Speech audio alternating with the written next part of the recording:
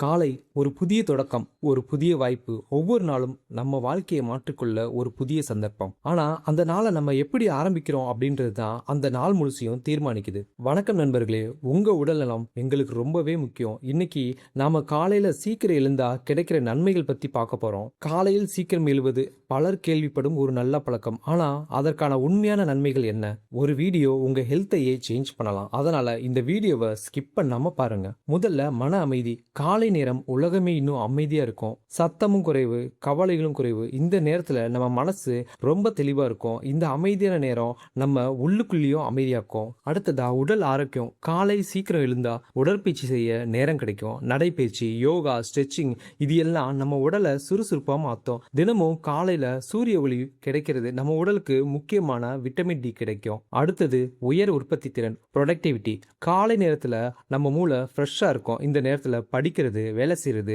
ரொம்ப பயனுள்ளதா இருக்கும். நாம செய்ய வேண்டிய முக்கியமான விஷயங்களை கால நேரத்திலேயே முடிச்சிடலாம். அடுத்து நல்ல பழக்கங்களை உருவாக்கும் இந்த காலை நேரம். காலையில சீக்கிரம் எழுந்திருக்கும் போது நாம ஒரு ரொட்டீன் அமைக்க முடியும். தியானம், புக்ஸ் ரீடிங், ஜேர்னலிங்னு இந்த மாதிரி நல்ல பழக்கங்களை வளர்க்க இந்த நேரம் ரொம்ப உதவியா இருக்கும். அடுத்ததா மன அழுத்தம் குறைவு. அவசரமா எந்திரிச்சு ரஷ்ஷா ஒரு நாளை தொடங்குறது ஸ்ட்ரெஸ் அதிகரிக்கும். ஆனா சீக்கிரம் எந்திரிச்சா நம்ம அமைதியா திட்டமிட்டு ஒவ்வொரு நாளையும் ஆரம்பிக்கலாம். அது மட்டும் இல்ல, நல்ல தூக்க முறையும் உருவாகும். காலையில சீக்கிரம் எந்திரிச்சா இரவு நேரத்துல ஆட்டோமேட்டிக்கா தூக்கம் வந்துடும். இதனால நம்ம ஸ்லீப் சைக்கிளும் சீராகும். உடல் மனம் ரெண்டுமே ஃபீல் குட்டா இருக்கும். இப்போ ஒரு கேள்வி, எப்படி இந்த பழக்கத்தை உருவாக்குறது? முதல்ல ஒரே நேரத்தில் தினமும் தூங்கவும் எந்திரிக்கவும் முயற்சி செய்யுங்க. நைட் டைம்ல மொபைல் பயன்படுத்துறத கம்மி பண்ணுங்க. அடுத்த நாள் செய்ய வேண்டிய விஷயங்களை முதல் நாளே பிளான் பண்ணுங்க. அதனால காலையில எந்திரிக்கிறது ஒரு மோட்டிவேஷனா இருக்கும். அடுத்து ரொம்ப ரொம்ப முக்கியமான விஷயங்க, ஒரே நாள்ல பெரிய மாற்றத்தை எதிர்பார்க்காதீங்க. சின்ன சின்னதா ஆரம்பிங்க. இன்னைக்கு 15 மினிட்ஸ் சீக்கிரமா,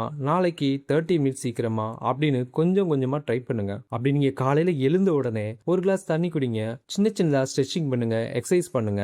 அமைதியா சில நிமிஷம் உங்க சுவாசத்தை கவனிங்க. இந்த சின்ன சின்ன செயல்கள் உங்க நாளை முழுசும் பாசிட்டிவா மாத்தும். ஆனா ஒரு விஷயத்தை மட்டும் ஞாபகத்துல வச்சுக்கோங்க, வாழ்க்கையில வெற்றி பெற்ற நிறைய பேரும் இந்த ஒரு பழக்கத்தை ஃபாலோ பண்ணி வந்தவங்க தான். காலையில சீக்கிரம் எந்திரிக்கிறது ஒரு சாதாரண பழக்கம் மட்டும் இல்லைங்க, அது ஒரு வாழ்க்கை முறை. காலையில சீக்கிரம் எந்திரிக்கிறதுனால உங்க உடலையும் உங்க மனசையும் உங்க எதிர்காலத்தையும் மாத்திர சக்தி அதுல இருக்குன்றது தெரிஞ்சுக்கோங்க.